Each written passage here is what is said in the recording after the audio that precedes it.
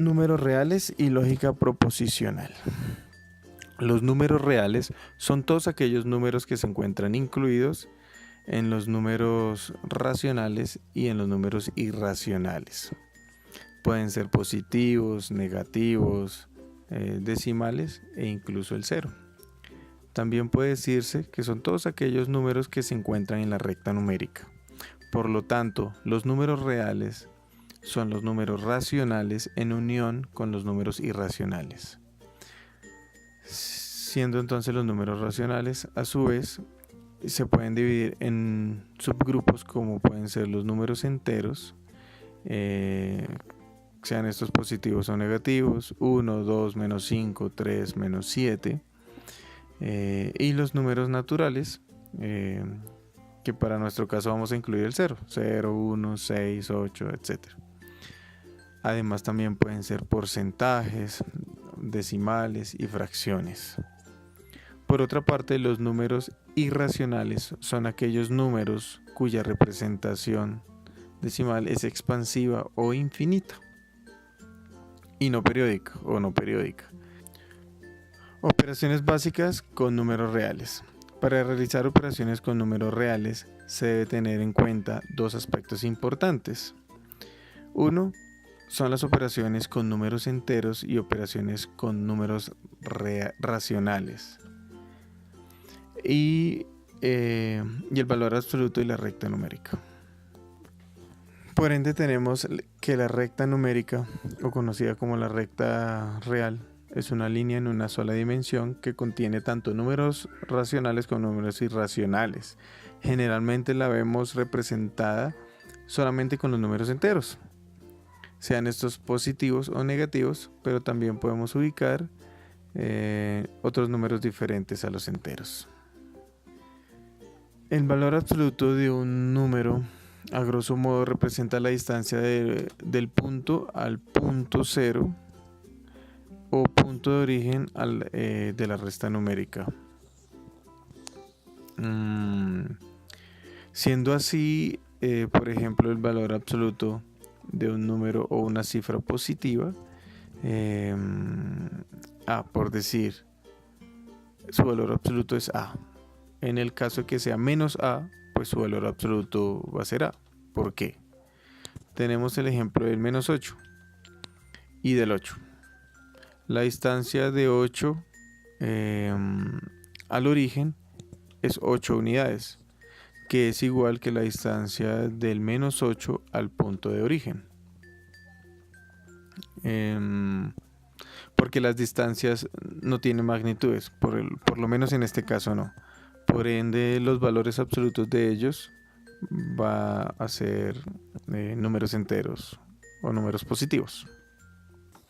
Operaciones con números enteros. Como ya habíamos visto, uno de los aspectos importantes para las operaciones básicas con los números reales era tener en cuenta los números enteros y los números racionales. Para ello vamos a entrar en detalle con la suma y la resta de los números enteros. Para sumar y restar debemos tener en cuenta los signos de la cifra, pues son muy importantes al momento de hacer la operación. En muchos casos es importante emplear la recta numérica, ya que ayuda a entender mejor este tipo de operaciones. Por ejemplo, 9 más 2 es igual a 11. No tenemos una operación en la que el primer número le antecede ningún signo. Entonces damos por entendido que este es positivo. Cuando son dos números positivos, pues hacemos la suma y por consiguiente nos va a dar positivo. El resultado va a ser un número positivo. En el caso de menos 8, menos 5, es más fácil explicarlo con la recta numérica. Si yo ubico, por ejemplo, el menos 5 en una recta numérica, o mejor ubico el menos 8 en la recta numérica, debo hacer esa resta que me están expresando ahí de número negativo. Entonces lo que se hace en la recta numérica es que la cifra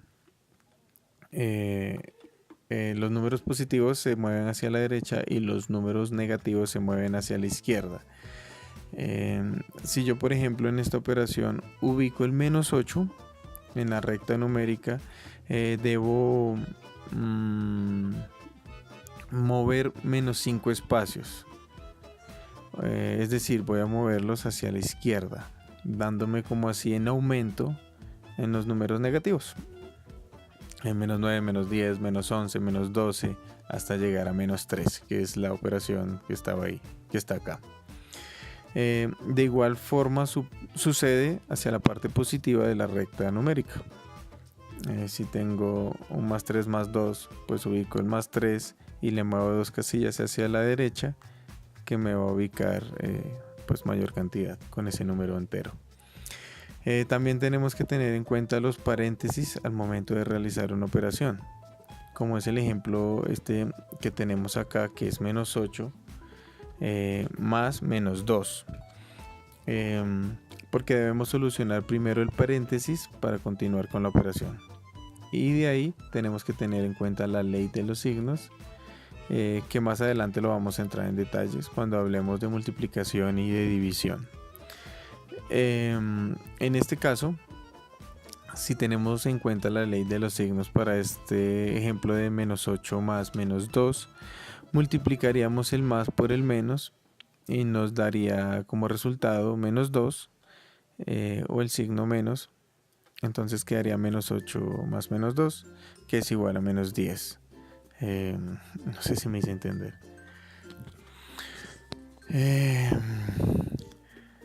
Multiplicación y división. Como ya les había comentado, para multiplicar y dividir números enteros se debe tener en cuenta la ley de los signos, que es una multiplicación entre los signos de diferentes números.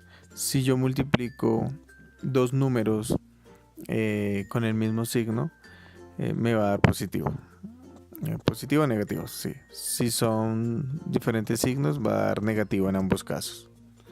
Por ejemplo, menos 42 menos 8 me va a dar positivo. Y bueno, y así. De la misma forma sucede con la división. 28 séptimos o 28 dividido en 7. Los dos son números positivos y eso da como resultado un número positivo, en este caso más 4. Ahora entremos en detalle con las operaciones compuestas. Resulta que en todas las operaciones matemáticas a veces utilizamos una sola operación, pero en algunas ocasiones o casos utilizamos más de una operación, y para esto debemos darle prioridad a unas sobre otras para poderlas resolver. Debemos tener especial cuidado en esto, porque si no lo hacemos de esta forma podemos alterar el resultado de las operaciones o de la operación. Por ello, si tenemos una operación compuestas, debemos revisar primero si hay paréntesis y corchetes y resolver primero eso. Después procedemos a resolver potencias y raíces, luego multiplicaciones y divisiones y finalmente adiciones y sustracciones. Por ejemplo, menos 8 más 12 dividido en 4 menos 3.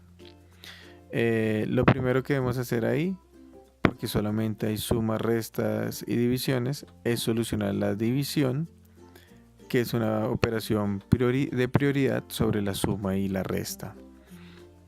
12 dividido en 4 me va a dar 3.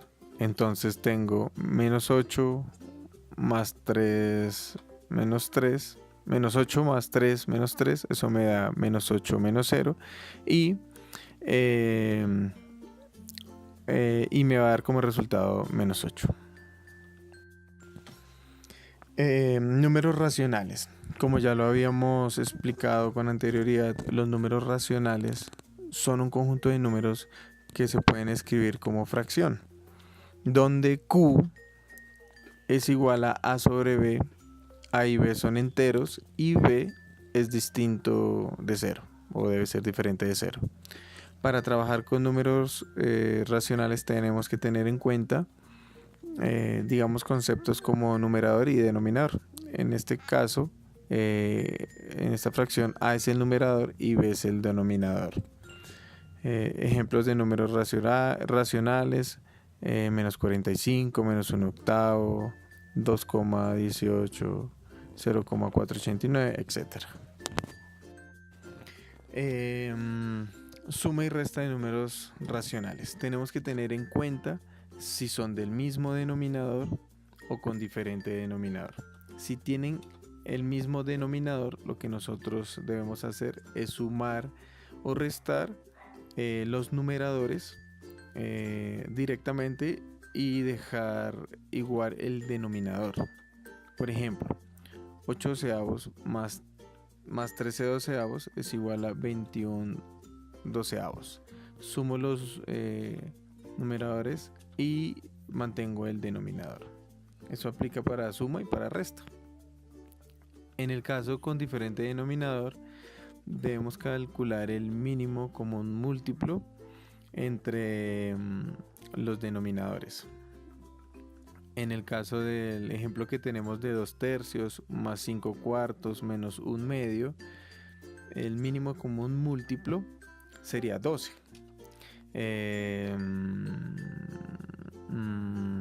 Y para solucionarlo debemos buscar que ese mínimo común múltiplo lo dividamos en cada denominador de cada fracción, y el número que me resulte de esa división debo multiplicar tanto en el numerador como el denominador. Por ejemplo, en el caso de este denominador que es 12, divido 12 en 3 y eso me va a dar como resultado 4.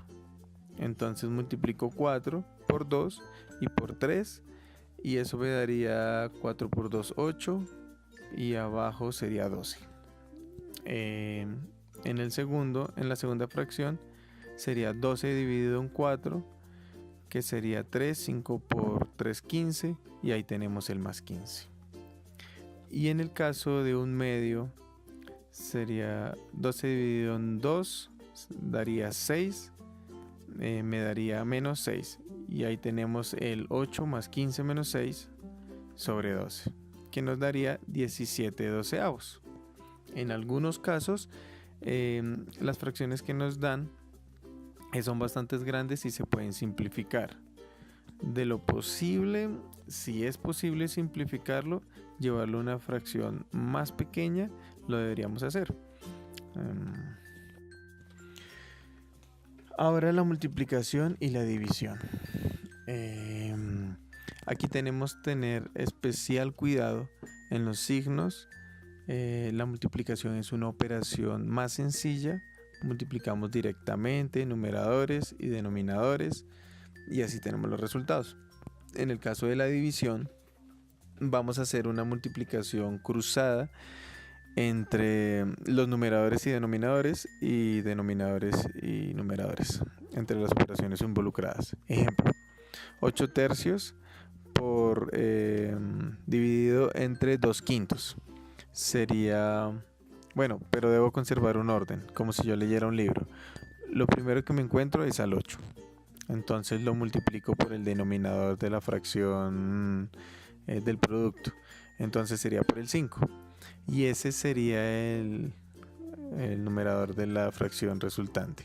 Luego prosigo con el denominador de esa primera fracción, que sería 3, que lo multiplicaría por el numerador que es el 2 e iría al denominador en la fracción, que me da como resultado 40 sextos, el cual lo podría llevar a una fracción más reducida que sería 20 tercios. En este caso, sacándoles medios, ¿no? Y quedarían 20 tercios. Teniendo estas operaciones básicas, comprendemos entonces que los números reales son muy importantes en la vida cotidiana. Hacen parte de nuestra vida en muchos ámbitos y aspectos, como por ejemplo en nuestro diario vivir, cuando compramos o almacenamos cosas en nuestra casa. Nos sirve para contar cosas como dineros, víveres, bueno, entre otras cosas de nuestro diario vivir. Por otra parte, que existan números de cantidades o de magnitudes negativas nos pueden o nos permiten o aplicamos de mejor forma las contabilidad o nuestras finanzas, ya que gracias a esos números negativos nosotros podemos representar deudas y pasivos que nos llevaría a tener un mayor manejo y control de nuestros bienes, ya sea en nuestra casa o también de una empresa, en fin. En el campo científico nos sirve para expresar temperaturas bajo cero, profundidades y altitudes, entre otras cositas. Lógica proposicional. Para entender la lógica proposicional tenemos que desglosar la frase. La lógica es un lenguaje preciso y claro. Su objetivo es interpretar si los razonamientos planteados son incorrectos. Las proposiciones son todas aquellas frases o enunciados que puedan afirmarse, sean verdaderas o falsas. Por ejemplo, el sol es verde. 3 es un número impar. El balón es redondo. Principalmente se caracterizan porque son falsas o verdaderas, pero no pueden ser las dos a la vez. El sol es verde. Eso sería una proposición falsa. 3 es un número impar. Eso es una proposición verdadera. El balón es redondo. Es verdad. Generalmente en su símbolo son por las letras P, Q, R y en algunos casos la S. Clasificación de las proposiciones. Tenemos entonces que las proposiciones se clasifican en simples y en compuestas. Simples tienen un solo significado y no cuentan con conectivos lógicos. Por ejemplo, Luis es alto, el sol es amarillo, 10 es un número par, etc. Y las compuestas tienen 2 o más significados y cuentan con al menos un conectivo lógico. Ejemplo, Luis es alto y delgado, el sol es amarillo y brillante, la comida es dulce o salada, en este caso. Y eso nos representaría entonces y nos llevaría al valor de la verdad. Es decir, cuando una proposición puede ser verdadera o falsa y se puede representar en una tabla de verdad. Para ellos, digamos que con las proposiciones también se llevan a cabo unas operaciones y empleamos generalmente los conectivos lógicos. Entonces tenemos 6 tipos, o sea, los más usados de conectivos lógicos. Tenemos el de negación, niega la proposición y normalmente se utiliza anteponiendo no. Su símbolo generalmente es un negativo o una curvita. Bueno, que no la pude graficar y nos da, por ejemplo, David no es jugador de béisbol. La conjunción une una proposición con otra y las incluye obligatoriamente ambas. Se lee y se representa por el símbolo que ustedes ven ahí. Por ejemplo, Julián es alto y delgado.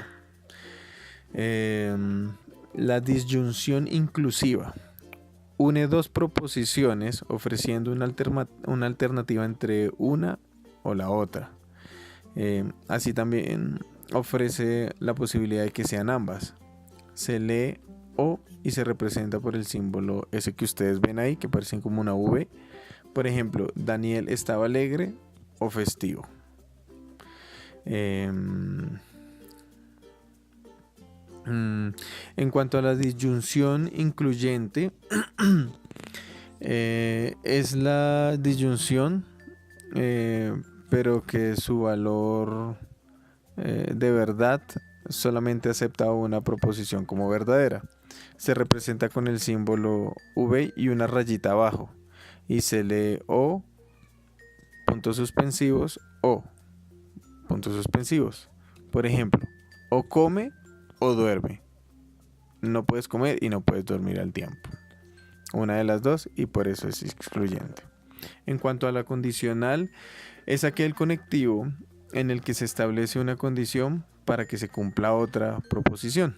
Se lee sí, puntos suspensivos, entonces, y su símbolo es una flechita. El ejemplo es, si corre, entonces llega rápido. La bicondicional es aquel conectivo de la forma, se cumple P, si y solamente si se cumple Q. Se simboliza como con una flechita hacia lado y lado y se lee sí y solo sí. Un ejemplo sería, se jugará el partido si y solo si no llueve. Ese sería el ejemplo bicondicional. Una tabla de valores de verdad nos muestra todos los posibles valores de verdad de una proposición compuesta. Siendo así, tenemos que P es una proposición simple y negación de P es una proposición compuesta, donde P puede ser verdadera o puede ser falsa. Por lo tanto, la tabla de verdad para este tipo de proposición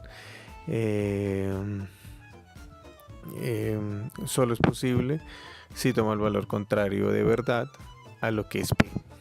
Vamos a dar un ejemplo. Los perros vuelan. Es una proposición simple y es falsa, pero si yo la llevo a negación de P, sería los perros no vuelan. Y eso sería verdadero. Otra sería, por ejemplo, el gato maulla, que es una proposición verdadera. Si yo la llevo a negación de P, sería el gato no maulla, lo cual es falso. Valores de verdad para la conjunción. En este caso se forman proposiciones compuestas a partir de dos proposiciones, P y Q, donde cada una de ellas puede tener valores de verdad, bien sean verdaderos o falsos.